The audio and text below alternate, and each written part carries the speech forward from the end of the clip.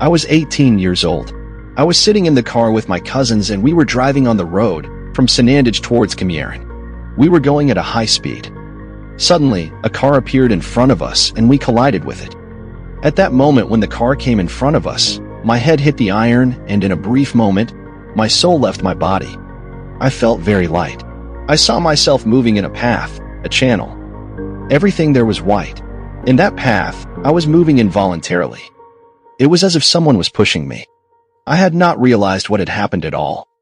In that moment, I did not think at all that I was in the car and now I was here. The speed was very high and no matter how much I wanted to stop, I could not. After that, I saw myself in a desert. A desert with no water or grass. I was very scared because there was no one in that desert. I was saying to myself, God, where am I? As I was walking in that desert, I saw one of my relatives appear in front of me suddenly. I went forward and talked to him. I asked him where this place was.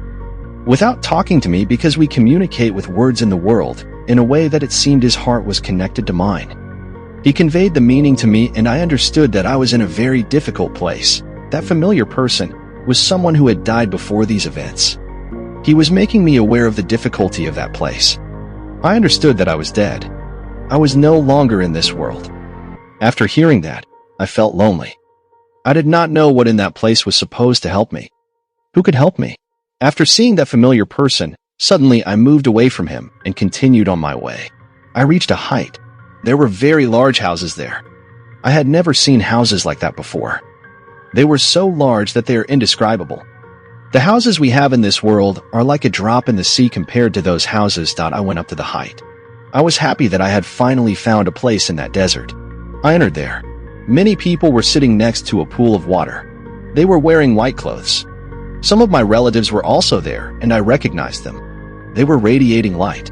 They called me and told me to go sit with them. It was as if they were next to the pool of Kauthar, a place where the Prophet had promised that the good people would drink from the water of that pool. In Islam, the pond of abundance or pool of Kauthar refers to a pond or river that exists in paradise.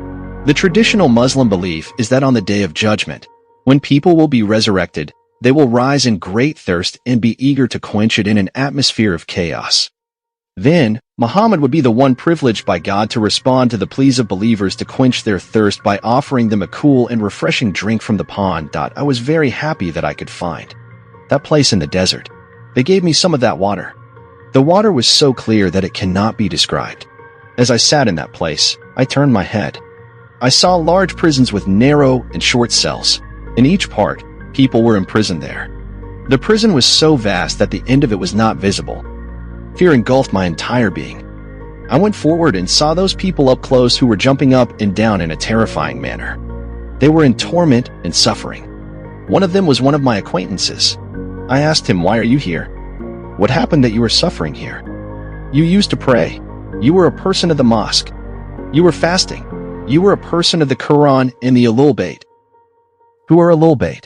People of the house refers to the family of the Islamic prophet Muhammad. In Islam, the term is limited to Muhammad, his daughter Fatima, his cousin and son-in-law Ali, son of Abi Talib, and their two sons, Asan and Hussein.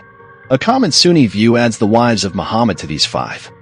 With great sighs and moans, he said that because someone has a right against me, none of my deeds have been accounted for, and until that person forgives me, my deeds will not be accounted for. He asked me to seek forgiveness from that person in any way I could so that he would forgive me. He showed me a sign to find that person and seek forgiveness from him.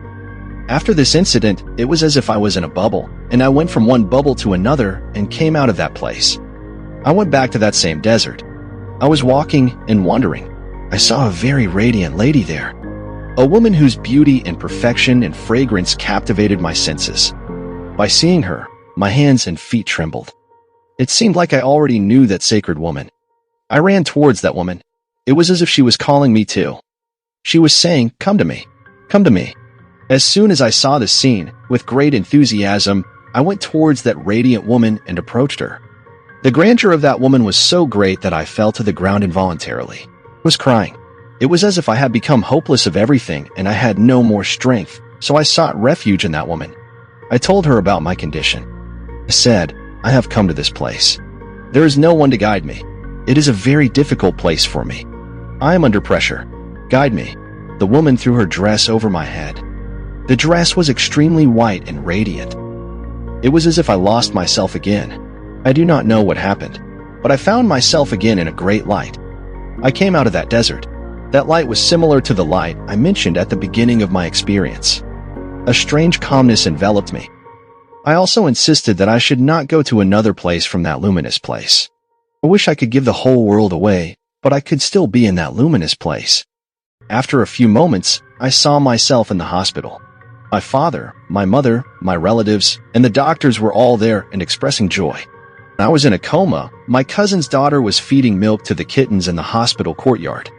I had seen her at that moment, and after regaining consciousness, I asked her if she had done such a thing. My cousin's daughter confirmed my statement with great astonishment. My cousin's daughter and all the people around me who were there were very surprised. After this accident, my state of mind changed drastically. It felt like I wasn't in this world anymore. Things that others couldn't see, God showed them to me. Leaving that place was very hard for me.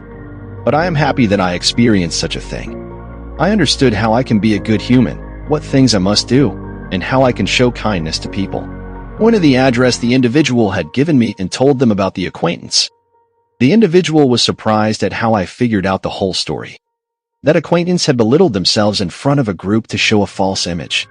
Her heart was truly broken. In my opinion, there can be no greater sin than breaking a human's heart.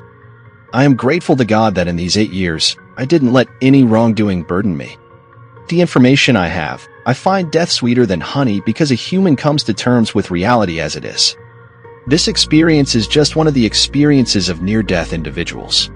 Over 100 experiences will be published on this channel. To hear more experiences, subscribe to my YouTube channel.